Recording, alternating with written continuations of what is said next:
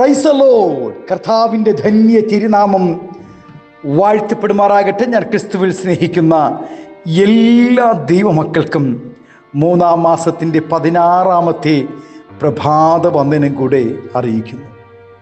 ലോകമെമ്പാടുമായിരുന്നു കൊണ്ട് ഈ പ്രഭാതവും ഈ വചന സന്ദേശം ശ്രവിക്കുന്ന എല്ലാ ദൈവദാസന്മാർക്കും ദൈവദാസിമാർക്കും വാത്സല്യ കുഞ്ഞുങ്ങൾക്കും എൻ്റെ ഹൃദയത്തിൻ്റെ ആഴമേറിയ സ്നേഹത്തെയും വന്ദനത്തെയും നന്ദിയും ഒപ്പം പ്രാർത്ഥനയും അറിയിക്കുന്നു.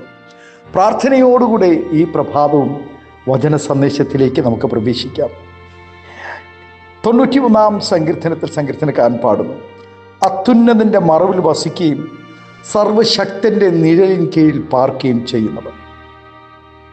ആത്മീയ ജീവിതത്തിൽ എല്ലാ ദൈവ കുഞ്ഞുങ്ങളും ക്രിസ്തീയ കുടുംബങ്ങളിൽ കാണാതെ പഠിക്കുകയും ഏകദേശം ദിവസങ്ങളിൽ മുഖ്യ ദിവസങ്ങളിലും ഈ സങ്കീർത്തനം പാടുകയും ചെയ്യുന്ന അനുഭവങ്ങൾ ഉള്ളവരാണ്. എന്നാൽ ഇന്ന് പ്രഭാതത്തിൽ ഈ സങ്കീർത്തനം ഒരിക്കൽ കൂടെ പാടുവാനും ധ്യാനിപ്പാനും ദൈവം തന്ന അവസരങ്ങൾക്കായി സ്തോത്രം ചെയ്യും. 91-ാം സങ്കീർത്തനത്തിൽ സങ്കീർത്തനക്കാരൻ പാടും, അത്യുന്നതൻ്റെ മറവിൽ വസിക്കുകയും സർവശക്തൻ്റെ നിഴലിൻ കീഴിൽ പാർക്കുകയും ചെയ്യുന്നവർ. മനുഷ്യനൊരു സാമൂഹ്യ ജീവിയാണ്. പരസ്പരം സഹകരിച്ച് ജീവിക്കുവാനുള്ള വ്യവസ്ഥിതിയിലാണ് ദൈവം മനുഷ്യനെ സൃഷ്ടിച്ചിരിക്കുന്നത്. ഏദനിൽ ആദ്യ മനുഷ്യനെ സൃഷ്ടിച്ച അനന്തരം ദൈവം പറയുന്നത് മനുഷ്യൻ ഏകനായിരിക്കുന്നത് നന്നല്ല എന്നാണ്.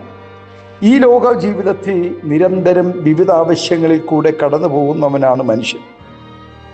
രോഗം, ദുഃഖം, പ്രകൃതി ക്ഷോഭങ്ങൾ, ദൃശ്യവും അദൃശ്യവുമായ ഉപദ്രവങ്ങൾ എന്നിവയെല്ലാം അതിജീവിച്ചു കൊണ്ട് മാത്രമേ ഈ ജീവിതം മനുഷ്യന് പൂർത്തീകരിക്കുവാൻ സാധിക്കുകയുള്ളൂ.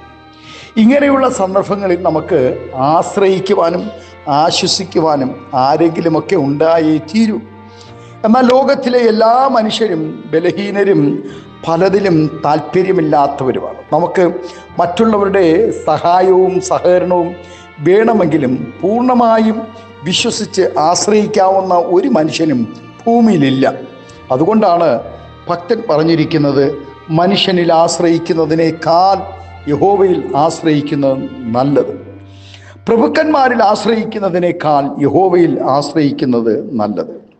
എന്നാൽ ഈ ഭൂമിയിൽ നമുക്ക് പൂർണ്ണമായി ആശ്രയിക്കുവാൻ കൊള്ളാവുന്നതും നമ്മോട് കൂടെ ഇരിക്കുന്നവനുമായ ഒരു കർത്താവ് നമുക്കുണ്ട്. തന്നെ പിൻപറ്റിയ ശിഷ്യഗണത്തോട് അവിടുന്ന് അവസാനം പറഞ്ഞ വാചകം, ഞാനോ ലോക അവസാനത്തോളം എല്ലാ നാളും നിങ്ങളോട് കൂടെ ഉണ്ടെന്നാണ്. നമുക്കെപ്പോഴും ഓടിച്ചെല്ലാനും ആശ്രയിക്കുവാനും പറ്റുന്ന ഒരു മറുപടി സ്തോത്രം ഹാലേലൂയ കുറിച്ചാണ് 91-ാം സങ്കീർത്തനത്തിൽ ഭക്തൻ ഇവിടെ പാടുന്നത്. ഇവിടെ വെളിപ്പെടുത്തിയിരിക്കുന്നതും ഇവിടെ ദൈവത്തിൻ്റെ സുരക്ഷിത വലയത്തെ അത്യുന്നതൻ്റെ മറവെന്നും സർവശക്തൻ്റെ നിഴലിനെ ഉദ്ധരിച്ചു കൊണ്ടാണ്. ഈ വാക്യം ഉദ്ധരിക്കുമ്പോൾ അതിനൊരു പശ്ചാത്തല അർത്ഥവും കൂടെയുണ്ട്. സമാഗമന കൂടാരത്തിലെ അതിപരിശുദ്ധ സ്ഥലത്ത് വെച്ചായിരുന്നു പെട്ടകത്തിലാണ് ഹാലേലൂയ തലകുനിച്ചുകൊണ്ടും പരസ്പരം അഭിമുഖമായി ചിറകുകൾ വിരിച്ചുകൊണ്ടും നിൽക്കുന്ന 2 കെരൂബുകൾ ഉണ്ടായിരുന്നത്. അതിന് കൃപാസനമെന്ന് വിളിച്ചിരുന്നു. ആരാധനയ്ക്കായി അടുത്തു ചെല്ലുന്ന മഹാപുരോഹിതൻ ഈ കെരൂബുകളുടെ മറവിലും നിഴലിലും നിന്നുകൊണ്ടാണ് പെട്ടകത്തിന്മേലും ബലിരക്തം തളിച്ചിരുന്നത്. നേരെ അടുത്തു ചെന്ന് ഈ ഷെഖേനയിലേക്ക് നോക്കുവാൻ അവർ ഭയപ്പെട്ടിരുന്നു. പരിശുദ്ധ സ്ഥലത്ത് ചെല്ലുന്ന വ്യക്തിയുടെ അകമേയും പുറമേയും ന്യൂനതകൾ അല്ലെങ്കിൽ പാപമുണ്ടെങ്കിൽ ആ വ്യക്തി ജീവനോടെ പുറത്തു വരികയില്ല. എന്നാൽ അയോഗ്യതയോടുകൂടെ ദൈവസന്നിധിയിൽ പ്രവേശിക്കുന്ന വ്യക്തികൾക്ക് തിരുസന്നിധിയിൽ സ്തോത്രം ഒരിക്കലും നിൽക്കാൻ കഴിയത്തില്ല. എന്നാൽ ആനന്ദത്തോടുകൂടെ യോഗ്യതയോടുകൂടെ ദൈവസന്നിധിയിൽ നിൽക്കുന്നവർക്ക് ആനന്ദം എന്നും ഉണ്ട്.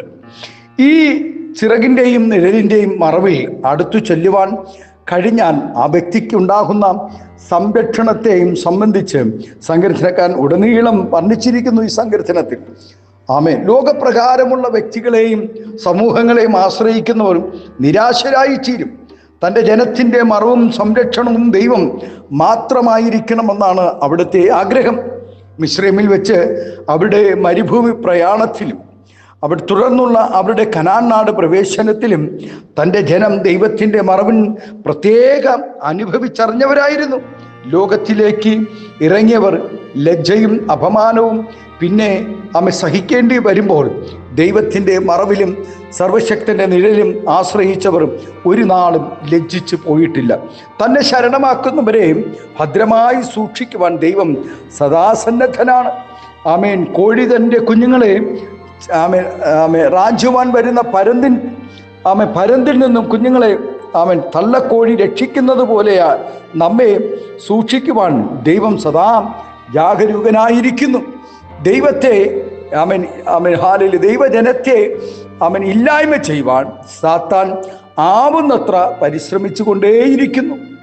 ഭക്തന്മാരെ നശിപ്പിക്കുവാൻ എന്തുകൊണ്ടും ശക്തരായ അധികാരികളെയും ഉന്നതന്മാരെയുമാണ് ശത്രു ഉപയോഗിച്ചു കൊണ്ടിരിക്കുന്നത്. എന്നാൽ അത്യുന്നതൻ്റെ മറവിൽ വരുന്നവർക്ക് പൂർണ്ണ സുരക്ഷിതത്വം ദൈവം വാഗ്ദത്തവും ചെയ്തിരിക്കുന്നു. 27-ാം സങ്കീർത്തനത്തിൽ സങ്കീർത്തനക്കാരൻ പാടുന്നു, അനർത്ഥ ദിവസത്തിൽ അവൻ തൻ്റെ കൂടാരത്തിൽ എന്നെ ഒളിപ്പിക്കും, തിരുനിവാസത്തിൻ്റെ മറവിൽ എന്നെ മറയ്ക്കും, പാറമേൽ എന്നെ ഉയർത്തും.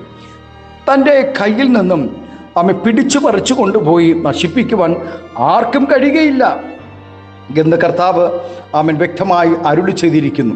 പഴയ നിയമകാലത്ത് ഒരാൾ കുഷ്ഠരോഗിയായാൽ രോഗസൗഖ്യം വരുന്നത് വരെയും അദ്ദേഹം പാളയത്തിന് പുറത്ത് പൊതുജനങ്ങളുമായി സമ്പർക്കമില്ലാതെ ഒറ്റയ്ക്ക് കഴിയണം എന്നാണ് പ്രമാണം.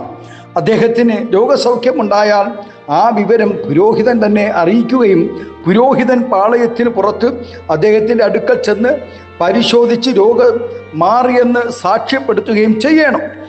കൂടാതെ തൻ്റെ ശുദ്ധീകരണത്തിന് ചില പ്രതിക്രിയകൾ ചെയ്യുകയും വേണം. അദ്ദേഹത്തിന് അങ്ങനെ ചെയ്താൽ മാത്രമേ അദ്ദേഹത്തിന് വീട്ടിലേക്ക് മടങ്ങുവാൻ അനുവാദമുണ്ടായിരുന്നുള്ളൂ. തങ്ങളുടെ 10-ാം തലമുറയ്ക്ക് പോലും ദൈവസന്നിധിയിൽ പ്രവേശനം നിഷേധിച്ചിരുന്ന ജാതിയായിരുന്നു മോവാബ്യർ.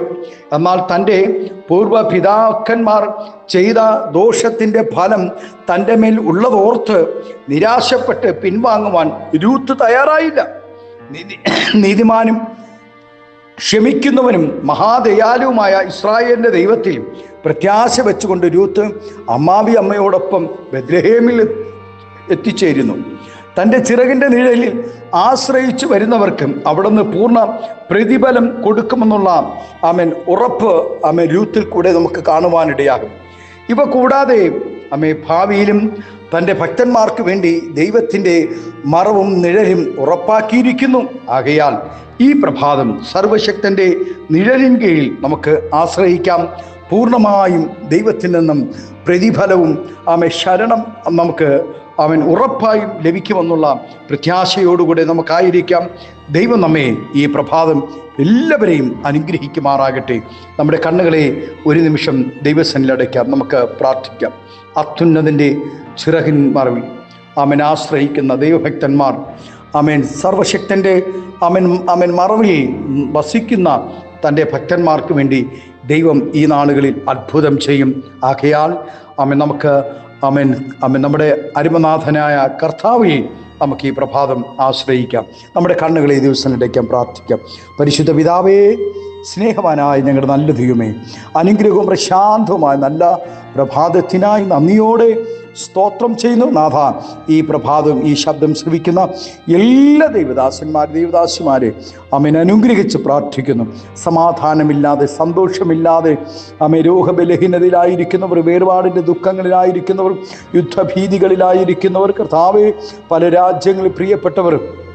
കർത്താവെ ആയിരിക്കുമ്പോൾ എൻ്റെ സ്വർഗത്തിലെ നാഥനെ ഇന്ന് പകൽക്കാലം കർത്താവെ ആയിരിക്കുന്നിടങ്ങളിലെല്ലാം തൻ്റെ ചിറകിൻ മറവിൽ കർത്താവെ അവൻ അത്യുന്നതനെ ആശ്രയിച്ച് അവൻ നിഴലിൻ കീഴിൽ പാർത്ത് തൻ്റെ കുഞ്ഞുങ്ങൾ സംരക്ഷണത്തിൽ അവനായിരിക്കാൻ പരിശുദ്ധാത്മാവ് കൃപ ചെയ്യണം. എല്ലാവിധമായ നന്മകളും അനുഗ്രഹങ്ങളും പകരണം, മഹത്വം അങ്ങെടുക്കണം.